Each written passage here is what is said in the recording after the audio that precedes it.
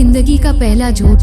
कितना ही अच्छा होता कि बड़ों के बताए रास्ते पर चल लेती, अल्लाह से डरती, नबी सल्लल्लाहु अलैहि वसल्लम के बताए तरीके पर चलती, कि झूठ जैसे गुनाह से खुद को बचाए रखती, तो आज ये मेरी जिंदगी के हर मामलों में जरा ना बनाती।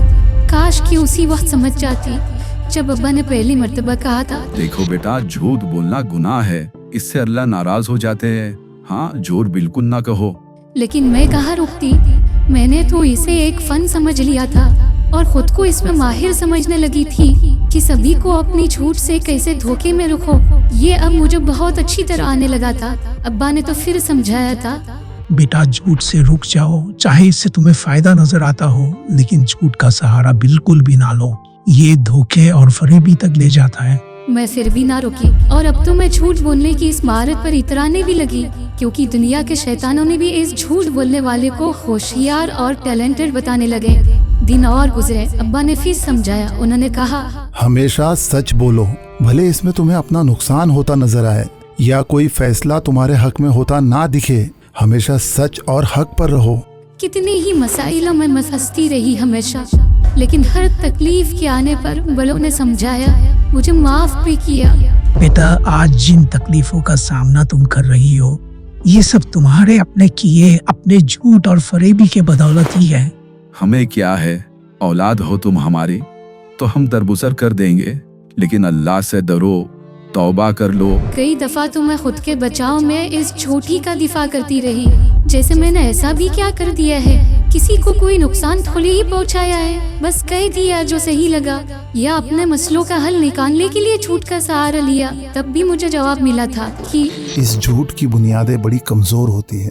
वक्ती तौर पर तो शायद सब ठीक लगे, लेकिन ये ज्यादा वक्त तक टिक नहीं पाती और सब कुछ तबाह कर देती है। और इस जहान में अगर कुछ ना भी हो तो आखिरत में इसका रिजल्ट तो सामने होगा ही।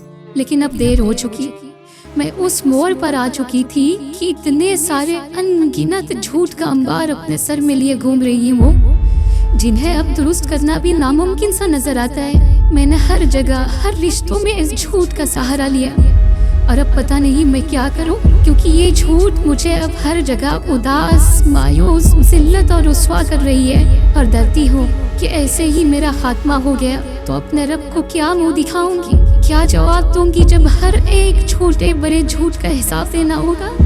उफ, ये झूठ। अस्सलामुअलैकुम वरहमतुल्लाह। उम्मीद है तमाम बहनें और बुजुर्ग ख़वातीन खैरियत से है। झूठ भी आज आम गुनाहों में से एक है, जो कि हमारी हर रोज़ की ज़िंदगी का हिस्सा बनकर रह गया है। ये हमें बहुत छोटा लगता है, लेकिन अगर हम इसके नुकसान देखने जाए तो मालूम होगा कि इंसान की ज़िंदगी में बहुत से मसले पैदा करता है ये, यहाँ तक कि आखिरत के फ़ैसलों में भी। एक छोटा सा झूठ किसी वक्त सिर्फ अपने आप को बचाने के लिए बोला जाता है, लेकिन वही झूठ हमारी एक आदत बन जाती है, और जब हम एक झूठ का सहारा लेते हैं तो उसी झूठ की वजह से हमें कहीं और झूठ बोलना पड़ता है, यानी दूसरों को धोखे में रखना पड़ता है। फिर हम हर मुश्किल में, हर कन्फ्रंटेशन में उसी रास्ते को चुनते हैं, झूठ का।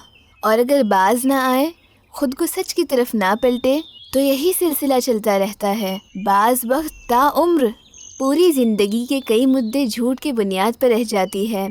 नबी सल्लल्लाहु अलैहि वसल्लम ने हमें सिर्फ ये नहीं कहा कि झूठ सिर्फ गुनाह है, बल्कि उसकी मंजिल बताया आप सल्लल्लाहु अलैहि वसल्लम ने कि ये हमें बुराई तक ले जाता है और बुराई दोज़ख तक ले जाती है, यानी जहन्नुम की आग। इस बात पर हमें बहुत ज़्यादा गौर करना चाहिए और सोचना चाहिए कि हमें झूठ से कैसे बचना है, बल्कि टोटली बचना है, जो हमें दोज़ख तक ले जाए, यानी अल्लाह की भड़काई हुई आग तक। हर बार जब हम सच के बजाय झूठ चुनते हैं, हम एक और कदम उसी रास्ते पर बढ़ते हैं जो जहन्नुम की तरफ ले जाता है। तो हम आइंदा से ख्याल रखें इस बात का, चाहे छोटी से छोटी बात हो उसमें भी सच बोलना, चाहे वो हमारे खिलाफ ही क्यों ना हो। यही ईमान का असल टेस्ट होगा। और हम याद रखें कि जो शख्स अल्लाह से डरते हुए, तो अल्लाह उसके लिए रास्ते आसान कर देगा इंशाअल्लाह। वीडियो को अपने कॉन्टेक्ट्स में शेयर ज़रूर करें, ताकि हमारी बहनें, यूथ्स, माएँ, बेटियाँ भी देखें और सुनें, और हम उन्हें दीन पर चलने वाला बनाने की इस कोशिश में सवाब हासिल करें। जज़ाकल्लाह खैर। अस्सलामु अलैकुम।